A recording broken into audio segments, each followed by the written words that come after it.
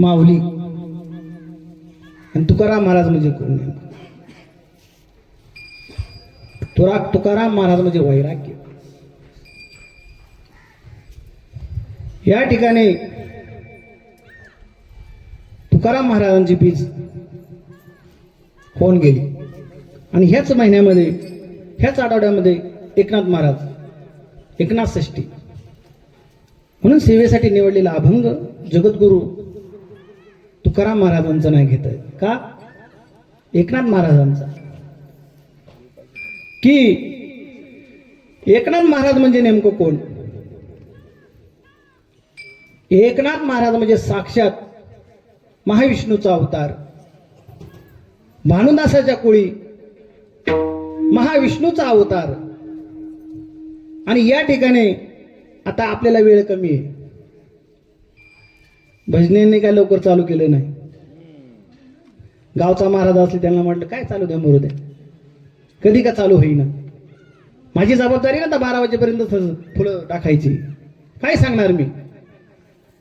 म्हणून असं करू नका. कीर्तनकार काय सांगणार? आता कीर्तन काय 10 मिनिटात करायची वस्तू आहे का? काय गुलाबजामे घातला तोंडात घातला खाऊन असं आहे काय? इथं अभंगाचा विषय मांडावा लागतो. जर आम्ही काही सांगितलं नाही म्हणजे महाराजांना काय येते असं परत होतं. म्हणून जसे एकनाथ महाराज बुद्धी देतील त्याप्रमाणे आपण कुठं होतो की हरिप्राप्तीसी उपाय धरावे संतांचे ते पाय. मग तुकोबाराय सांगतात की बाबा नको ब्रह्मज्ञान आत्मसिद्धी भाव, मी भक्त तू देव ऐसे करी. मग एकनाथ महाराज जर शांती आहे, मग आपल्या जीवनामध्ये कधी शांताबाई येईल? शांताबाई नाही, शांतीबाईची. मग या ठिकाणी सांगतात की नको ब्रह्मज्ञान आत्मसिद्धी भाव, मी भक्त तू देव ऐसी करी. आपण चूल पेटवली, काय केली? चूल आपण पेटवली. मग धुरासाठी पेटवली का? ती कशासाठी पेटवली? अग्नीसाठी. पण धूर फ्री आला का नाही? त्याला बोलवलंय का आपण? तसं कर्ज काढून विहीर खोदली आणि मग त्या ठिकाणी विहीर कशासाठी खोदली? पाण्यासाठी. मग पाण्याबरोबर शेवळ आलं का नाही फ्री? यत्र यत्र धुम्मा तत्र तत्र वल्ली. मग ज्याप्रमाणे अग्नी व धूर फ्री आला, ज्याप्रमाणे पाण्यावर शेवळ फ्री आलं, तसंच तुकोबाराय सांगतात की बाबा हरीची जर प्राप्ती घ्यायची असेल ना तर काय करा? नको ब्रह्मज्ञान. काय तुकोबारायांनी सांगितलंय की नको ब्रह्मज्ञान आत्मसिद्धी भाव. मग या ठिकाणी एकदा का ज्ञान आलं माणसाला की माणसाला अहंकार होतो. एकदा माझ्यासारखा मला एकदा कीर्तन यायला लागलं की माझी छाती फुगली. का? मी कीर्तनकार आहे. रे सोडून असे कितीक पडलेत. हे तो काही करत नाही. मग जसं त्या अग्नीबरोबर धूर फ्री आला, त्याचप्रमाणे ज्ञानाबरोबर काय आलं? अहंकार फ्री आला. मग तुकोबाराय सांगतात की बाबा तुम्हाला जर हरीची प्राप्ती करायची असेल ना, काम क्रोध घर केले रीते. मग या ठिकाणी हरीची प्राप्ती तशी होणार नाही. काय करा? अहंकार जीवनातला घालवा. आता संतोष महाराज म्हणले अशी चाल म्हणतो, मागच्यांना म्हणताच येणार नाही. हे काय कामाचं आहे का? असा गायक कामाचा नाही, असा कीर्तनकार कामाचा नाही. असं कीर्तन सांगितलं लोकांना कळलं नाही, आला कशाला इथं? ह्या लोकांना कळायला पाहिजे ना, असं सांग. म्हणून तुकोबाराय सांगतात की बाबा तुम्हाला जर हरीची प्राप्ती करायची असेल ना तर पहिले हे गुण गेले पाहिजे, अवगुण. मानव जर कीर्तन करायला लागला ना, तो जर भजनात आला ना, त्याचा एक एक अवगुण जर गेला नाही, तो पहिला नरकात. ध्यानात ठेवायचं. तुला किती येतंय याच्यापेक्षा तुझ्या अंगामध्ये किती नम्रता आहे हे महत्वाचं आहे. म्हणून सावध व्हा. का सावध व्हा? तुम्हाला जर हरीची प्राप्ती करायची आहे ना तर सावध व्हा. ज्याप्रमाणे शेवळ बाजूला काढलं की खाली पाणी आहे. शेवळ म्हणजे काय? शेवळ म्हणजे माया, आणि धूर म्हणजे काय? धूर म्हणजे माया. तो धूर काय करतो? अग्नीला जिजवतो. त्याप्रमाणे तुकोबाराय सांगतात की नको ब्रह्मज्ञान, मला ते ज्ञान नको. का? की ते मला परमेश्वरापासून दूर घेऊन जातंय. असं ब्रह्मज्ञान मला नको. म्हणून एकनाथ महाराज सांगतात की बाबा पहिल्या चरणामध्ये की कोणाची प्राप्ती केली पाहिजे? अभंगाचं पहिले चरण हरिप्राप्ती से उपाय, हरिप्राप्ती से उपाय, हरिप्राप्ति से उपाय, हरिप्राप्ति से उपाय, हरिप्राप्ति से उपाय, हरिप्राप्ति से उपाय, हरिप्राप्ति से उपाय, हरिप्राप्ति से उपाय. हे धरावे संतांचे ते पाय, धरावे संतांचे ते पाय रे, हे साधती साधने, हे साधती साधने. धरावे संतांचे ते पाय, धरावे ते संतांचे पाय, हेने साधने साधने, हेने साधने साधने. हरिनाथी शिवपाय, धरावे संतांचे ते पाय, हरिहरते उपाय, धरावे ते संतांचे पाय. महाराज सांगतात की बाबा या ठिकाणी जन्माला आल्यानंतर हरीची प्राप्ती कर आणि धरावे संतांचे ते पाय. पाय म्हणजे ज्ञान. एकदा माणसाला ज्ञान आलं का अहंकार येतो. म्हणून तुकाराम महाराज सांगत होते की बाबा नको ब्रह्मज्ञान. मग त्या ठिकाणी तुकोबारायला एकनाथ महाराजांना ब्रह्मज्ञान नाही का? महाविष्णूचा अवतार आहे ते, त्यांच्याकडे सर्व आहे. परंतु त्यांनी सांगितले की बाबा देवा, जरी तू आम्हाला ब्रह्मज्ञान दिलं, परंतु आम्हाला हरी पाहिजे. कोण पाहिजे? धरावे संतांचे ते पाय. संताविना प्राप्ती नाही, ऐसे वेद देती गुहाई. म्हणून पाचवा जो वेद आहे तो म्हणजे तुकाराम महाराजांचा गाथा आहे. कोण आहे? तुकाराम महाराजांचा गाथा आहे. जे वेदामध्ये लिहिले नाही चार, ते सर्व महाराजांनी अभंगाच्या द्वारे लिहून ठेवले. का? की सामान्य माणसाला कळायला पाहिजे ब्रह्मज्ञान म्हणजे नेमकं काय. ज्याची 6 शास्त्र, 18 पुराण, 4 वेद हे पाठ आहे, त्याला ब्राह्मण म्हणतात. ब्राह्मण जातीने नसतो. ज्याचं हे सगळं पाठ आहे, ब्रह्म जाणाती, म्हणजे ज्यांना ब्रह्म कळतोय ना, ज्यांना ब्रह्मज्ञान आहे ना, ते ब्राह्मण. ज्यांचं काही नाही ना, ब्रह्मज्ञान पाठ काहीच नाही ना, ते ब्राह्मण नाही. नको ब्रह्मज्ञान. मग या ठिकाणी सांगितले की बाबा तुम्हाला जर हरीची प्राप्ती पाहिजे तर नेमकं काय केलं पाहिजे? की बाबा त्या संतांचे पाय धरले पाहिजे. आणि मग संतांचे पाय धरल्याने नेमकं काय होईल? तर कोणी कोणी पाय धरले संतांचे आणि त्यांचा मोक्ष झाला? पहिल्या क्रमांकाचा भक्त आहे तो म्हणजे वाल्मिक ऋषी, वाल्ल्या कोळी. कोळीयाची कीर्ती वाढली घण आणि केले रामायण रामाआधी.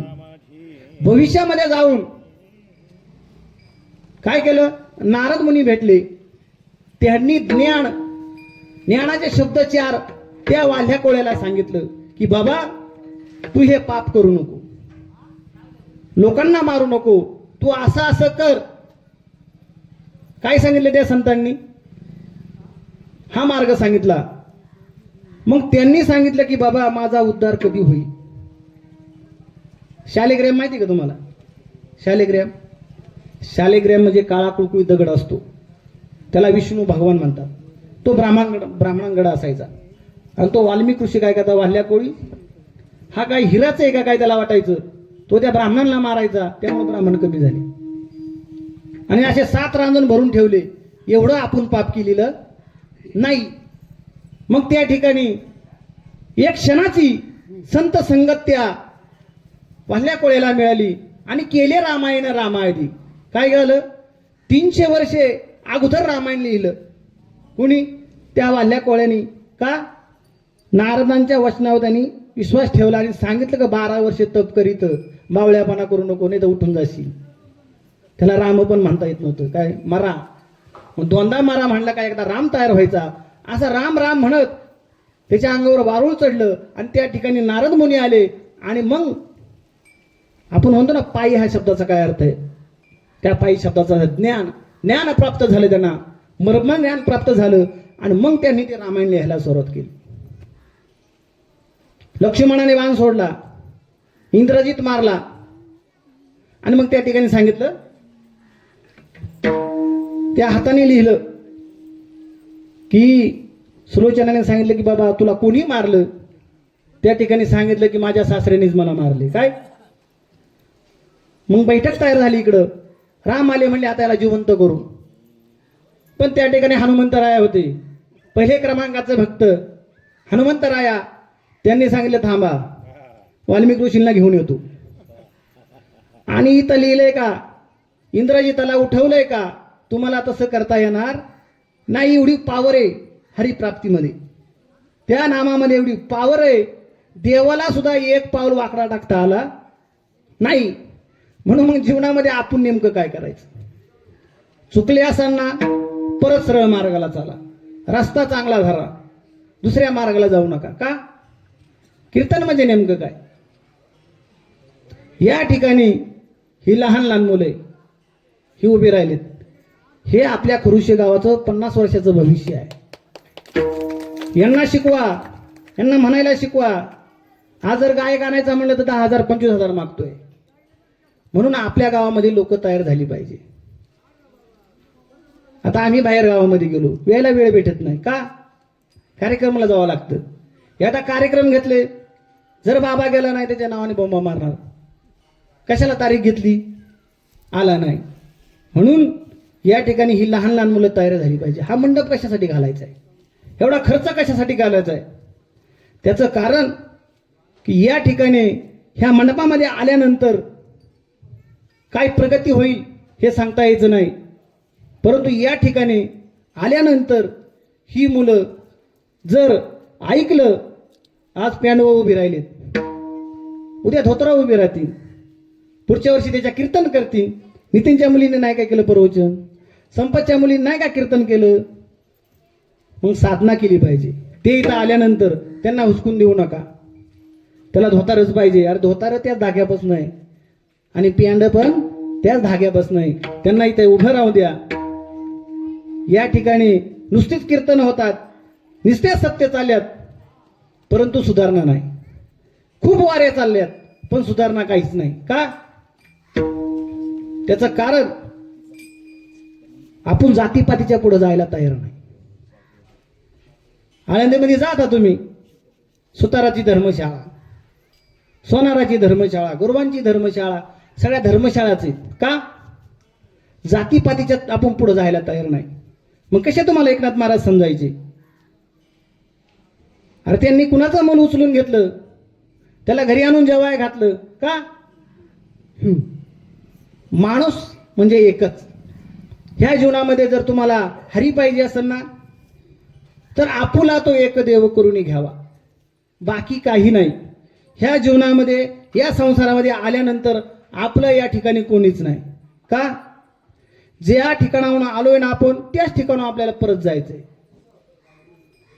हा पहिला विचार करायचा. संपत्ती कमवायची पण ती इथंच ठेवून जायची, ती आपण बरोबर घेऊन जाणार नाही. म्हणून या ठिकाणी सावध झालं पाहिजे माणसाने. थाप मार बाळा. या ठिकाणी काय झालं पाहिजे? सावध झालं पाहिजे की वर्ष निघून चाललात, आपलं आयुष्य निघून चाललंय, पण आपण काय अजून सावध झालो नाही. तसे एकनाथ महाराज सावध झाले होते. काय झाले होते? ते सावध झाले होते. मग या ठिकाणी रामदास स्वामींचा एक अभंग आहे. सावध सावधान वाचवता नारायण सावध सावधान वाचवता नारायण सावध सावधान वाचे वदा नारायण सावध सावधान वाचे वदा नारायण 10 वर्ष बालपण 20 वर्ष तारुण्य अंगी भरला मदन मग तो कैसा सावधान सावध सावधान शिवने नारायण सावध सावधान अंगिवने नारायण 30 वर्ष होती पुत्र दारा मागे फिरती 30 वर्ष होती पुत्र दारा मागे फिरती मग तो कैसा परमार्थी सावध सावधान सावध सावधान वाचवता नारायण सावध सावधान वाचे वदा नारायण 40 वर्ष होती डोळा 40 आली 4 वर्षे ओढली हो 40 आली 50 वर्ष होती दातांच्या पंक्ती 50 वर्ष होती माझ्या पंगती एकदा 50 वर्ष झालं की एकनाथ महाराज सांगतात की बाबा 50 वर्ष होती हरती दातांच्या पंक्ती वा! श्याम केश शुभ्र होती त्या समातारा म्हणती सावध सावधान वाद्यवदे नारायण सावध सावधान वाजवते नारायण. धनी जग, धनी धनी धनी धनी जग. मग एकनाथ महाराज त्या ठिकाणी सावध झालेले आहेत 50 वर्ष होती हलती दातांच्या पंक्ती देवानी पत्र पाठवलं नाही ऑटोमॅटिक जास्त खाईन ना याला लवकर घेऊन जायचे दातांच्या पंक्ती हलवायला सुरुवात केली मग श्याम केश शुभ्र पांढरे केस केले आणि मग त्याच्याला पोरं म्हणायला लागली का आता म्हातारा झाला त्यास म्हातारा म्हणती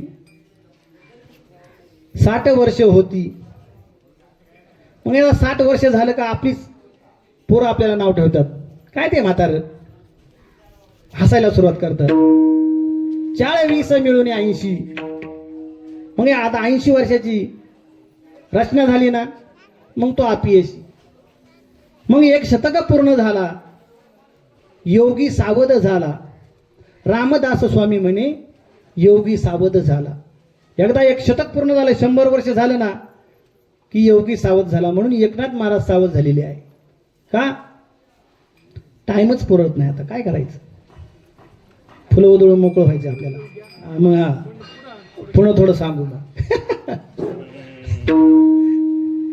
तर या ठिकाणी एकनाथ महाराज लोकांना सांगतात की बाबांनो आज मला हरी प्राप्त झालाय श्रीखंड्या नावामध्ये श्रीखंड्या बनवून एकनाथ महाराजांच्या घरी देव आले आणि त्यांनी सांगितलं देवा नाथ महाराज मला तुमच्या घरी सेवा करायची आहे पण नाथांनी सांगितले हे पहा मला सेवेकरी नको आहे पण देव जायला तयार नाही त्यांनी सांगितले नाही नाथ महाराज मी इथेच थांबणार आहे अरे बाबा कुठून आला तू मी पंढरपूरहून आलाय मग एकनाथ महाराजांना माहित नसेल का श्रीखंड्या कोण आहे म्हणजे त्यांना माहित आहे देवाची सेवा करून घ्यायची नाही पण देवाने मानवाचं रूप धरलं आणि मग त्या ठिकाणी श्रीखंड्या रूपामध्ये देव त्या ठिकाणी आले आणि सेवा करू लागले चंदन उघडून देत होते जे लागन ते काम पटापट करायचे देव म्हणल्यानंतर काय कावडीने पाणी व्हायचे तो राजन भरायचे असं करत करत सर्व झालं एक ब्राह्मण त्यांनी पंढरपूरमध्ये रुक्मिणी आईला म्हणले की बाबा देव नेमकी कोठे गेलेत आणि त्या ठिकाणी त्या मातेने सांगितलं रुक्मिणीने की देव एकनाथाच्या घरी श्रीखंड्या म्हणून ह्या नावाने राहतात. तुम्ही तिथे जा, तिथं ते तुम्हाला देवाचं दर्शन होईल. आणि मग त्या ठिकाणी ते ग्रस्त गेले तिथे आणि दरवाजातच देव त्यांना भेटले. म्हणले एकनाथ महाराजांचं घर कोणतं? म्हणले हेच. तुम्ही कशासाठी आले? म्हणले या ठिकाणी श्रीखंड्या नावाचा एक व्यक्ती राहतोय, मला त्यांना भेटायचं आहे. देवाने ओळखलं की हा आपल्याला भेटायसाठी आलाय. आणि मग त्या ठिकाणी देवाने नदीवर गेले, गुप्त झाले. आणि मग त्या ठिकाणी त्या ब्राह्मणाने सांगितलं की बाबा तुमच्याकडे 36 वर्ष झालंय देव राबतोय, तो श्रीखंड्या रूपामध्ये तो पुढे गेला. आणि मग नाथ रडायला लागली, डोळ्यातून अश्रू धारवा. आणि मग नाथांनी त्यांना वंदन केलं का देवा मला भेट दे, हरिप्राप्ती उपाय धरावे संतांची ते पाय. आणि मग त्या ठिकाणी गजर केला आणि देवांना प्राप्त. आणि म्हणजे मी डोकं या ठिकाणी फोडून आणि माझा देहत्याग करीन. आणि मग त्या ठिकाणी देवाने त्या श्रीखंडाच्या रूपामध्ये त्यांना दर्शन दिलं आणि त्या ठिकाणी ते निघून गेले. असं करत करत असताना त्या ठिकाणी नाथ महाराज म्हणले की बाबा खरोशी आणि धामणगाव त्यांचा ग्रंथ लिहायचा लागला रामायण. आणि मग त्या ठिकाणी सांगितलं आता माझी जाण्याची वेळ झाली. मग काय करावं की म्हणले हे रामायण कोण लिहीन? मग त्या ठिकाणी संतांची कृपा सोपं आहे. आणि मग त्या ठिकाणी त्यांनी सांगितलं की हे पहा, जो धामणगावचा माणूस आहे ना, गावबा, तो कशासाठी माझ्याकडे आलाय? पोळी खाण्यासाठी. काय करायसाठी आलता तो? फक्त त्याला गोड आवडायचं. ज्याचे इथे पोळ्या तिथं जाऊन तो राहायचा आणि खायचा आणि तिथंच थांबायचा.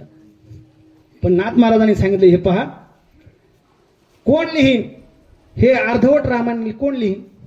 आणि मग त्या ठिकाणी सांगितलं की माझा गावबा लिहीन. आणि गावबाला बोलवलं आणि जसा डोक्यावर हात ठेवला, आता जर तुमचं, आता तुम्ही इथं उभेत ना पोर, तुमच्या जर मोबाईलचं नेट संपलं, काय करता तुम्ही? हॉटस्पॉट घेता का नाही? तसं एकनाथ महाराजांनी हॉटस्पॉट दिलं त्याला, त्याच्या डोक्यावर हात ठेवला, तसा तो ज्ञानी झाला आणि लिहायला सुरुवात केली. मग एकनाथ महाराज कुठं थांबले आणि गावबा कुठून लिहायला सुरुवात केली हे काही कळालं नाही. म्हणून संतांकडे जायचं. आणि मग त्या ठिकाणी मग एकनाथ महाराज म्हणले की आता मला जावं लागेल. मग त्यांनी सांगितलं आता मधलं कट. त्यांना 4 माणसं घेऊन गेली, भावकी वगैरे, ते सांगायचं नाही. त्यांनी सांगितलं हे पहा, आज एकनाथ षष्ठी, ज्याप्रमाणे माझे गुरु एकनाथ षष्ठीला देह ठेवला, मला सुद्धा एकनाथ षष्ठीला त्यांनी आशीर्वाद दिला. मग असं करा म्हणले, नदीच्या कडेला मंडप घाला.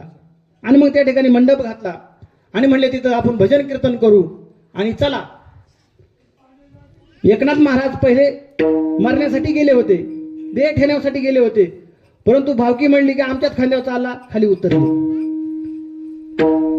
एक बाई चालली होती माहेरा, ती म्हणले याला आजच टाइम भेटला का? उतरले खाली.